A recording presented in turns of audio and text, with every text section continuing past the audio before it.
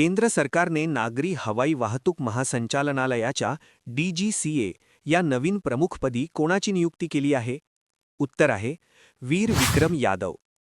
केंद्र सरकारने नागरी हवाई वाहतूक महासंचालनालयाच्या DGCA या नवीन प्रमुख म्हणून वीर विक्रम यादव यांची निवड केली आहे. चारधाम यात्रा 2026 दरम्यान व्यावसायिक वाहनांच्या सुरक्षिततेसाठी कोणत्या राज्याने ग्रीन कार्ड प्रणाली सुरू केली आहे? उत्तर आहे उत्तराखंड. उत्तराखंड सरकारने चारधाम यात्रेदरम्यान वाहनांची सुरक्षितता आणि सुरळीत वाहतूक सुनिश्चित करण्यासाठी ही प्रणाली कार्यान्वित केली आहे. 2027च्या जनगणनेचा पहिला टप्पा घरसूची आणि गृहनिर्माण गणना अधिकृतपणे कधीपासून सुरू झाला आहे? उत्तर आहे 1 एप्रिल 2026 पासून. देशव्यापी स्तरावर जनगणनेचा पहिला टप्पा 1 एप्रिल 2026 पासून सुरू होऊन 30 सप्टेंबर 2026 पर्यंत चालणार आहे. भारतातील पहिल्या हायड्रोजनवर चालणाऱ्या ट्रेनची यशस्वी दोलन चाचणी कोणत्या 2 स्थानकांदरम्यान पार पडली? उत्तर आहे सोनीपत ते जिंद. भारताच्या पहिल्या हायड्रोजन ट्रेनची यशस्वी चाचणी हरियाणातील सोनीपत ते जिंद या मार्गावर घेण्यात आली.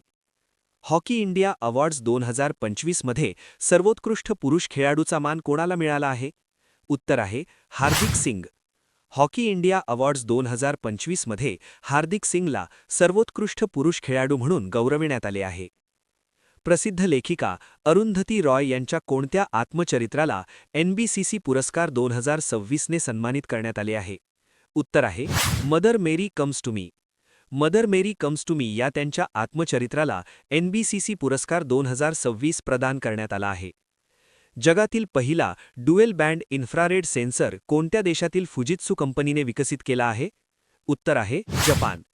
जपानच्या फुजित्सू कंपनीने संरक्षण आणि आपत्ती व्यवस्थापनासाठी हा प्रगत सेन्सर विकसित केला आहे. नितीश कुमार यांनी नुकताच बिहारच्या मुख्यमंत्री पदाचा राजीनामा देऊन राज्यसभेत प्रवेश केला.